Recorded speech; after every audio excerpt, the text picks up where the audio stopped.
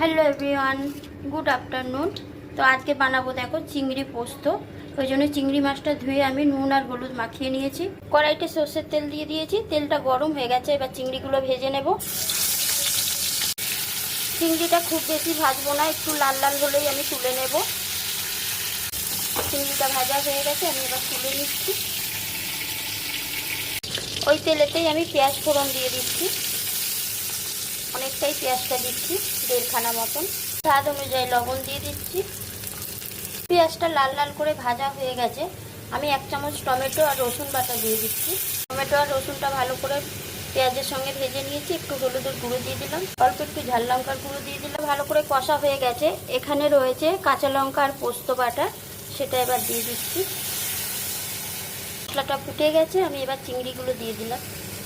মশলার সঙ্গে চিংড়িটা ভালো করে কষিয়ে নিয়েছি। এবার মিক্সির বাটিটা দিয়ে অল্প করে একটু জল দিয়ে দিলাম। চিংড়ি পোস্তটা দেখো হয়ে গেছে। নামাবার আগে একটুখানি সরষের তেল দিয়ে দেবো। এবার আমি নামিয়ে নিচ্ছি। চিংড়ি পোস্ত একদম রেডি। গরম গরম ভাত দিয়ে খাওয়ার জন্য দেখো চিংড়ি পোস্ত একদম রেডি। এখানেও ভাতও হয়ে গেছে, এই যে গরম গরম ভাত দেখো ধোয়া উঠছে। আর এখানে হচ্ছে চিংড়ি পোস্ত, আর এখানে হচ্ছে চিকেন কষা।